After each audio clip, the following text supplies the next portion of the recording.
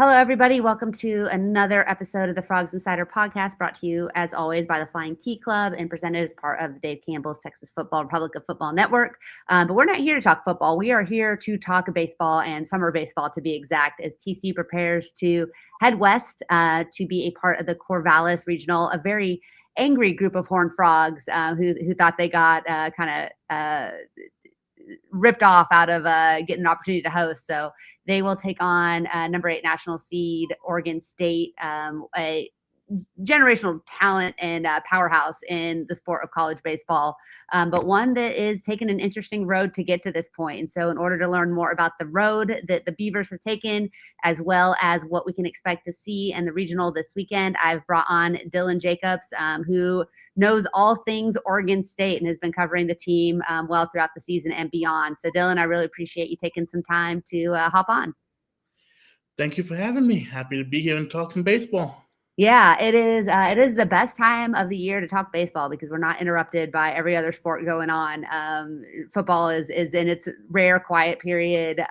Basketball, there's not as much going on. So all eyes turn to college baseball this time of year, which is as it should be. So, my first question for you is, tell us a little bit about how Oregon State's feeling. Not just getting to be a national seed, which is obviously such a huge deal, but when they saw TCU was going to be the 2 seed coming to town, what was kind of the reaction out of that program? Yeah, I think they were excited about, being the top 8 seed, talking to head coach Mitch Canham throughout these past couple of weeks. He felt that it was earned and he felt like the team deserved that opportunity with sort of the way their season played out with their schedule and all the road games that they've played. I think they're excited for the opportunity for TCU and USC and St. Mary's to come in. I think they're excited for the challenge. They don't seem to be, a group of guys that really shy away from, these sort of challenging games and challenging opponents. I think they feel it's an exciting opportunity and, should be some exciting games. So I think, like us being able to watch it, I think there's a lot of excitement, going around this entire town pretty much. Yeah, I mean, this is a great regional when you look at historical success of programs. Obviously, Oregon State has multiple national championships in recent history. TCU has been one of the most consistent programs of the last quarter century and really the last 15 years, a mainstay up in Omaha. USC, maybe not the strongest USC program that we've seen, but certainly a long history. And St. Mary's, one of the most underrated mid-majors when it comes to athletic departments on the West Coast. And so there's definitely a lot of reason to be excited about the way this regional kind of plays out. And it's not a gimme that the home team is going to be able to run through this, 3-0, like you might think in other regionals.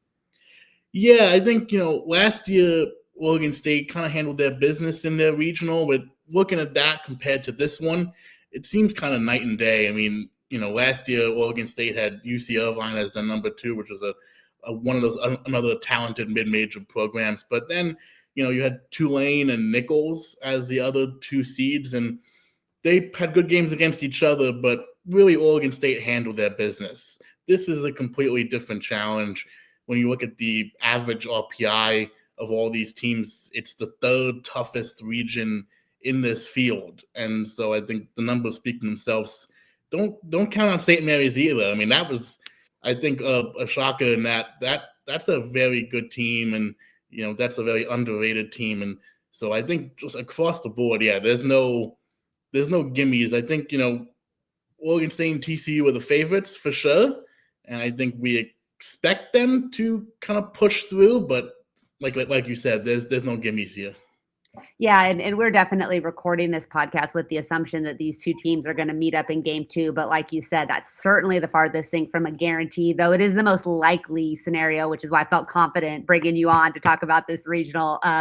Oregon State, you kind of touched on it, had a really interesting path to get to this point. And while you might look at their strength of schedule overall and not be impressed, the fact that this program played just 19 games on their home field as they kind of came to terms with life as an independent in baseball. What do you think that journey and that the test of playing on the road and playing so many neutral site games can do to make up for not playing in a Power 4 conference as traditionally they have done? Yeah, talking to Mitch Canham back even in the fall, he had said that he felt that this was something the team had to do. This was the journey they had to have. How important RPI is to the selection and where things fall. They felt that scheduling road games and scheduling tough opponents was going to have to be where things went, and there was disappointment for sure from a lot of Oregon State fans when the schedule came out, and just the lack of home games and the lack of particularly marquee home games. A lot of the sort of tough challenges came on the road for Oregon State. But, talking to them, the other day, it seems like this is why they did this, to make it worth it, so that at this point in the year, this weekend and potentially next weekend in the Super Regionals, so they can do that from the comfort of home. And there was a lot of adversity in this season, and they traveled from to Hawaii, to Nebraska, to Iowa, pretty much everywhere in between. And the team hopes that could help and just build some character, build some toughness, and help them when they get to this point. What do you think was the game or the series or the opponent that best kind of gave you an idea of what this team was going to be able to accomplish when postseason came around? Was there a series or a weekend that was particularly difficult or where they faced some challenges that kind of got you to see kind of the grit of this team? I think a lot of fans will point to the 4-game series against, the rival Oregon Ducks as a sort of marquee series of the season, and it wasn't a good one for Oregon State. They lost all 4 games, 3 down in Eugene and 1 at home. They played competitive in 3 of those 4 games, pitched very well. I think there's a lot of confidence gained from the pitching in that series. There was a lot of concern, though, with the hitting, and if 1 or 2 guys got cold, what that would look like. But since that point, they have really bounced back, played a 4-game series in Hawaii and took 3 out of 4. They went to Iowa and took 2 games and tied the other one. It was a low point in the season against Oregon, but they have shown that they've bounced back from that. I think that series in particular was a contentious point when the seeding came out. Maybe some people felt that in that tough challenge, they let down and maybe didn't deserve the top 8 seed, but they have shown before that and after that they have been able to bounce back. And I think that was a turning point in this season so far. Yeah, I mean, you bring that up. I think that it is interesting when you look at their schedule and how they performed against quad 1 opponents that people do, rightfully or not, question, Oregon State's position in the top 8. But, as you mentioned, when you have to go on the road, when you have to play your marquee games away from home almost universally, there is something to being able to be said for winning those games. I do believe they ended up with 11 quad 1 wins overall this season, which is, in the top 16 of teams, that earn national seeds. So certainly I think that their reputation and history plays a role in that national seeding as well. So when you look at, let's start with pitching. It looks like all signs right now are pointing towards TCU rolling with Tommy Lepore in game 1 against USC, which would leave Mason Brassfield to start game 2 ostensibly against the Beavers. What do you expect the Oregon State to do? Are they going to roll out their regular number 1 on Friday night? Or are they going to try to save that for a potential game 2 matchup with the Horned Frogs? Yeah, it's been an interesting season for Oregon State pitching wise, because they don't really have a traditional number 1 right now. They started the year with Nelson Keldro as their Friday night starter, the guy who really succeeded out of the bullpen a year ago, was ranked in the top 100 in MLB.com draft prospect coming in. So there was a lot of hype and potential. And he didn't quite meet that as a starter. And then in the middle of the year, kind of got banged up, had a little bit of struggle. So they went with Eric Segura, who had started the year in the bullpen but pitched as a starter last year, to kind of take over that Friday night role. So he's not really the traditional, Friday night. He's the top starter. He is the veteran of this staff, and he has pitched well since taking over that position. Mitch Canham has traditionally over the years stuck with his, weekend rotation when we come to this point. He He doesn't want to move things around, doesn't want to take anything for granted. So he's usually stuck with that. It's a little bit less traditional of a rotation this year, but I would not be surprised if Eric Segura goes Friday against St. Mary's, which would leave freshman Dax Whitney in the Saturday game, potentially against TCU. Dax Whitney up and down here a little bit, but he has incredible stuff, was a potential draft pick out of high school. Really, good velocity on the fastball, changeup to go off it, a 12-6 curve. He has really good stuff. Pitched very well at home. Most of his downs this year have been on the road. So I would expect him to go Saturday in a potential game against TCU. Mitch Canham did not disclose yesterday when we spoke to him exactly what that would look like, but that's sort of where my mind is leaning at this point. So we could have a freshman on freshman matchup there on Saturday, which would be really fascinating. It's pretty rare that you see, number 1 and 2 seeds in these regionals throwing out freshman arms in these super important games. That would be a fascinating thing to watch. And Brassfield, not unsimilar in the fact that, he started a little bit slow, but he's been cooking the last couple of weeks and has really come on as a starter as he's kind of gotten to the end of his first year of pitching college baseball. Talk to me a little bit about the bullpen. That's been a real strength for the Horned Frogs here, especially the last couple of weeks. What's Oregon State's bullpen done, and how do you expect them to handle the pressure of a regional? Yeah, sort of similar to the starter. It's not been, a situation where there's clear defined roles for a lot of guys. I mean, Mitch Canham just kind of has about 5 or 6 guys he depends on in high leverage situations, and that could rotate. And that, in a weekend like this could be beneficial so he's not using one guy over and over and over again. I mentioned Nelson Keldro. He was a guy last year in regionals, really succeeded out of the bullpen, guy who can go multiple innings, a really talented lefty. He's one to watch as we go through. But when we get down to the high leverage situations, Kellen Oakes, Ethan Hutchison, guys who, have been here before, more experienced guys are definitely ones to watch. There's a guy, Joey Munt, who's been in college basically about 7 years, I think, if not more, just an injury and COVID red shirts and whatnot. And so he's a guy that you could see. But then there's, some newcomers. Wyatt Queen is one who really sort of came out of nowhere as the season went on. Kind of didn't expect much coming in. He was a transfer, and he's really pitched well, pitched a lot of midweek games over the course of these past few weeks. But he's one, again, he can go multiple innings, one to watch. But I think there's a bunch of guys who can go and can pitch in high leverage situations. It's really just about, Mitch Canham and the coaching staff just picking the spots wisely. And so far this season, they've done a pretty good job of that. There's been some ups and downs, as there always is with the bullpen, but I think there's a lot of names you could see, not just, one guy. Yeah, it's going to be really interesting because I think, often if you can win this first game, depth doesn't come as much into play with your pitching staff. But obviously, if you end up losing the first or second game, that's when you really start to see these bullpens get stretched. Or if you have a starter that, only goes 3 or 4 innings, which is always a possibility. And TCU's really found the guys they can lean on, like it sounds like Oregon State has. But at the same token, you don't always get to count on the ones that brought you when you get into a 4 games in 3 days type situation. So it's going to be super critical for both of these programs to win game 1. But then the winner, like if they do both advance to Saturday, that there's going to be such a leg up to getting that second win in a row and putting yourself in that position to kind of sit back and watch for a little bit.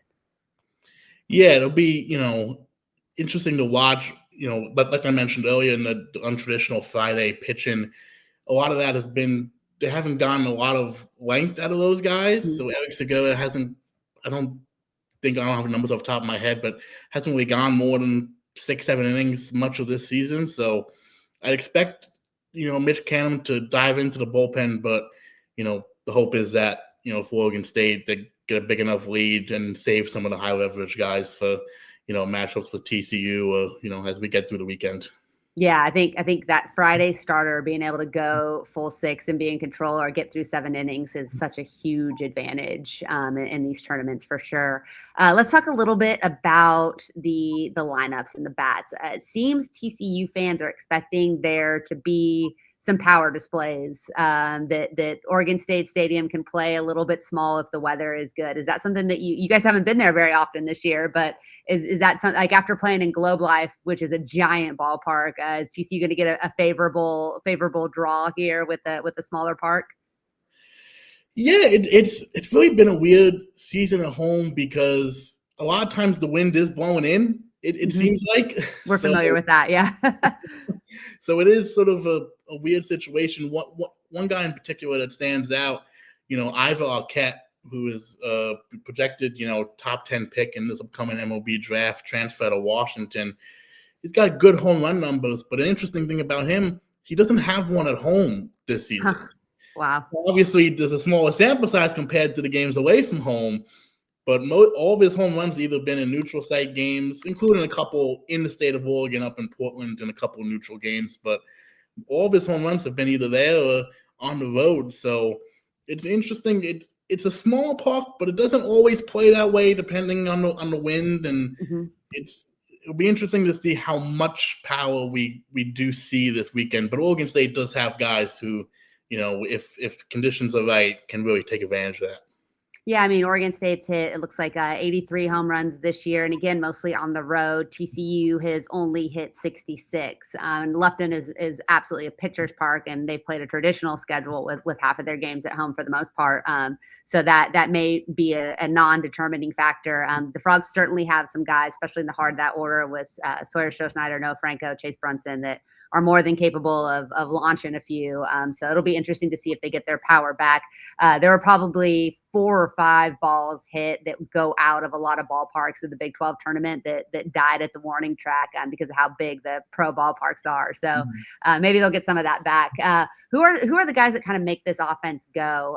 You've got, it looks like a lot of your orders hitting over 300. I'm trying to look here at the steals numbers as well. I think when I looked earlier, this is not a team that's going to be a huge threat or looking to run on the base pass, but who's making this offense go, and what can TCU fans expect to see when Oregon's up at the plate? Yeah, like you mentioned, it's not a team that's really going to attack the base paths. Not a lot of guys are in that position to do that, but there's a lot of guys who can hit to all parts of the park. Like I mentioned, Arquette, he's kind of the team's A player, and really as he goes, the team goes. But Gavin Turley has been another one who has just had a incredibly strong season, good power numbers as well. He's really worked on his game going the other way, which is good in this ballpark. And so I think he's another one to watch. Wilson Weber, the catcher, is one who has been on a tear in the late stages of the season, was National Player of the Week, I believe in the second to last week of the season. He has just been going all over the place, showing the power, but also just finding the gaps, even legged out a triple, which for a catcher doesn't happen too often. But TCU catchers make that a regular occurrence. But well, it hasn't been the case yet too much, but he's been able to do that. So he's another one who's just been on a tear.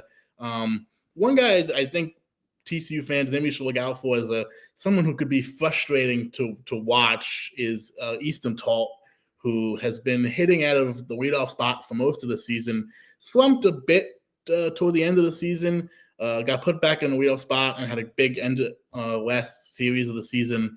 He's a guy that just takes a lot of pitches, draws a lot of walks, gets on base ahead of guys like Arquette and Tully.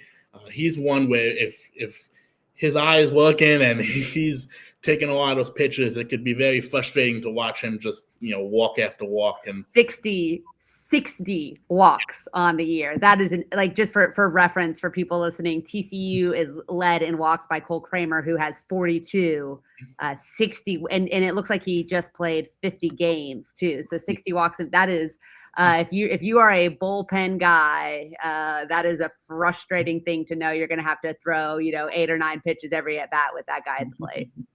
Yeah, and he's also been a pretty clutch hitter as well, as a couple of walk-off hits this season. Has shown decent pop. for a relatively small guy. He's a good fielder. So he's one, if you try and, get too cute with him, he can take advantage of that. But he's someone that could be frustrating for opposing pitchers for sure. Yeah, I already don't like him. 44 strikeouts though, 10 for 13 on steals, 7 home runs out of the leadoff spot. That's impressive work. Now you bring all this up and it's reminded me of a critical point too going into this. A lot of these guys that have been hot down the stretch have now sat cold for 2 weeks without competitive baseball. Every team handles that a little bit differently. I think most of the TCU guys have said they would rather be playing, but also when you play 54 games, which a lot of these guys did, maybe 2 weeks of rest and recovery is just what the doctor ordered. Where do you think their mindset is after such a long layoff? Yeah, I think, for some of these guys who have been here, and especially, Coach Mitch Canham, who was used to Pac-12 tournaments down in Arizona, where last year was 100 degrees pretty much every day. Don't tell us that. The Big 12 tournament's moving to Surprise next year. We are not. We're going from the friendly confines of the ACC at Globe Life to 110 in Surprise next spring. It's rough. Yeah. So people who are used to that will not complain about not having to take part in that this year. There were definitely, pluses and minuses to it. The last series of the year against Long Beach State saw a couple of guys who had been struggling find their groove a little bit. Guys like Easton Talt, guys like Trent Callaway, who was a lot of hype coming into the year and who had really struggled for most of the season. He got going. And I think it's tough when you get into a groove and then sit for 2 weeks. Mm-hmm. But I don't think really anybody was complaining about getting the opportunity to rest. And also, Oregon State did take part in a couple scrimmages over the weekend, Friday, Saturday, Sunday.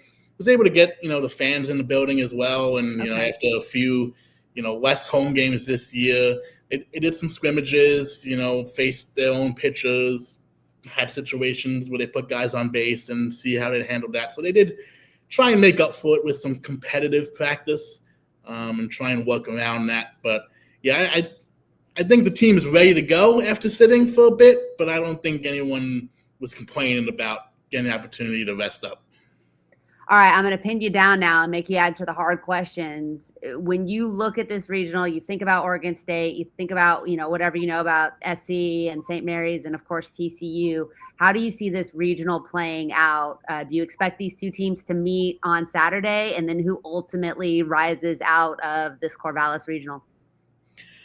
Yeah, it's sort of the safe answer, but I could very well just see it being these two teams meet on Saturday and then these two teams meet on Sunday with the chance to, put this away for somebody. I think, like, you had mentioned, Tommy Laporte getting the start on Friday. I think, it's interesting to see how coaches handle that beyond Friday and what Sunday and potentially Monday could look like. I think if Oregon State is able to avoid him in most situations, I would favor Oregon State to advance. But I could definitely, if I had to say right now, I could definitely see this going to Monday, and seeing that, TCU and Oregon State maybe split early on. But I would lean Oregon State just if they're able to avoid a guy like him. Yeah, it looks like, I don't know anything official, but all signs are pointing to Laporte's going to go Friday. And so that would take him out if Brassfields goes Saturday. And the Sunday pitcher for the last several weeks has been TBA for TCU. And he's been, really up and down TBA. So it's TBD how TBA performs. But that's when things get really interesting. If one of these two teams can't come in and pull the clean sweep, then that Monday pitching matchup could be a fascinating cobbling together of whatever these teams have left. It sounds like Oregon State hasn't necessarily had a clean, defined, these are our three dudes, Friday, Saturday, Sunday, and TCU has really been playing around with that Sunday starter for a lot of the season, and has Cademan Parker's been banged up, wasn't available in the Big 12 tournament. Cole Klecker wasn't available in the Big 12 tournament. Cade Udy was surprisingly not available in the Big 12 tournament as well. And those are kind of the guys that, Parker and Klecker are guys with starting experience and veterans that could definitely, you'd want to see on the mound in a Sunday situation if they are healthy. So that will play a big role, I think, too, in how this thing plays out. Mm-hmm. Yeah, it's really interesting. I mean, for Oregon State, Dax Whitney, the freshman, and Ethan Kleinschmidt, a sophomore transfer, they've been consistent with the Saturday, Sunday, and I think they've been mostly solid. I think Ethan Kleinschmidt, you could argue, has been Oregon State's best pitcher throughout the season. Mm-hmm. So it'll be interesting to see if Oregon State is able to win Friday and win Saturday, how they handle him. If try and just maybe extend him maybe more, in that type of situation. But it'll be interesting to see if we do get to Monday. That's always sort of a challenge for teams. But Oregon State does have guys who can go multiple innings out of the bullpen. So maybe I think if there's a team that can cobble something together, I think Oregon State's in a pretty decent position to do that. Yeah, Kleinschmidt has been great, and if on that Sunday game, if these two teams were to match up, I mean, it looks like on paper he certainly has the advantage. At 3.84 ERA, he leads the team in innings with 72.2 innings pitched.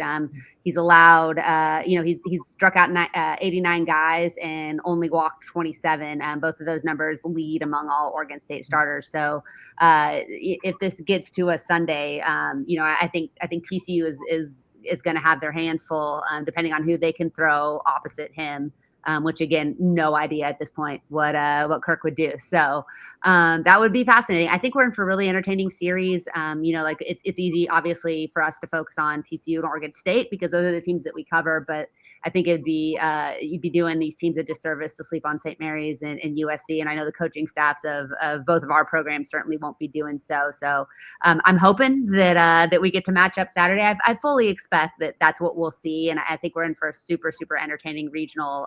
And the Oregon State fan base is incredible for baseball. I mean, that is an incredible fan base. I think that stadium is going to be absolutely rocking, especially because they've had so few opportunities. Tough place for TCU fans to get to. So I don't know what the representation is going to be like out west. I unfortunately won't be able to be there, but I think it's going to be a really, really fun, really great college baseball postseason atmosphere there. Yeah, I think, kind of like I mentioned earlier, the lack of maybe huge marquee series, and the one weekend series that sticks out was a 3-game against UC Irvine. And then, they just have a midweek game against Oregon. But the fans have been waiting for, this opportunity and, waiting to explode pretty much. So I think we'll see a good environment and we'll see some exciting baseball for sure. Well, for people that want to get a little bit more insight into Oregon State Beavers, Dylan, where can they find your work? Yeah, we'll have coverage all weekend on the Corvallis Gazette-Times and the Albany Democrat-Herald, basically the same paper. But we'll have coverage throughout this weekend, and we'll be excited to watch and excited to work on it. Well, tell all the Frog fans to be nice to you. They usually are, but I really appreciate you taking some time, and hopefully we get to watch these two teams play each other a couple of times this weekend. Yeah, that'll be exciting. Hope to see that happen. All right, we appreciate it. And thanks again to our sponsor, the Flying T Club, and our podcast channel host, Dave Campbell's Texas Football. It's going to be a great weekend for baseball, and it looks like it's going to be perfect weather. So make sure that you're tuned in to all of those games. It should be a lot of fun.